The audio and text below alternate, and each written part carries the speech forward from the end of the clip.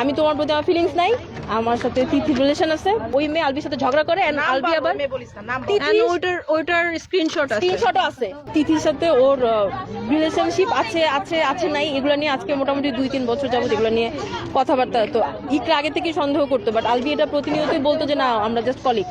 But recently Albi এটা স্বীকার করছে ইকরার কাছে যে আমি তোমার প্রতি আমার ফিলিংস নাই, আমার সাথে তিথির রিলেশন আছে এন্ড আমি তোমার সাথে আছি শুধুমাত্র রিজিকের জন্য। ওদের বাচ্চার নাম রিজিক।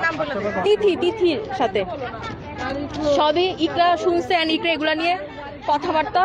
ইকরা এগুলা আমাদেরকে ফোন দিচ্ছে, আমাদের একটা গ্রুপ আছে যেখানে আমরা প্রতিনিয়ত কথা বলি, কানেক্টেড থাকি। ইকরা কান্নাকাটি করছে, আমরা ওরা বুঝাইছি। ইকরা রিসেন্টলি হচ্ছে আলবি শুটিং এ নেপালে গেছে, তিথিও গেছে, তিথিকে নিয়ে গেছে। আমরা স্পেসিফিক জানি না আজকে সকালে কি হয়েছে। গতকালকে আগের দিন ইকরা ফোন দিয়ে বলতেছে যে আমি ভিডিও কল করছিলাম, রিজিকের শরীরটা খারাপ, রিজিক ওর পাপার সাথে কথা বলতে চায়, ও ফোনটা পিক করতেছে না। তখন হচ্ছে ইকরা অনেক কান্নাকাটি করতেছিল যে ও ওই মেয়ের সাথে আসছে। আমি জানি ও কোন রুমে আছে, ডিলাক্স রুম, সবই বার্থডে তো ওই দিন আবার ওই মেয়ের বার্থডে ছিল। ওই মেয়ের বার্থডে সেলিব্রেট করার জন্য আলবি ওকে নেপালে নিয়ে গেছে এন্ড ইকরা এগুলো সব জানে।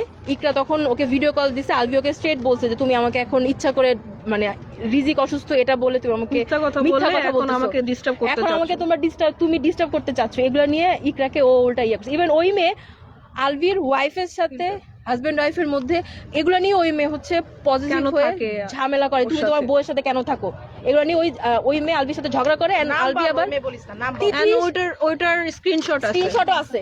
ইকরার ফোনে সবকিছু স্ক্রিনশট আছে। ও আমাদেরকে গ্রুপে অনেক সময় স্ক্রিনশট পাঠিয়েছে, দেখ ওরা এই করতেছে সবকিছু, কিছু এভরিথিং। খবরের কাগজ, নিখাত, নির্ভীক, নিরপেক্ষ।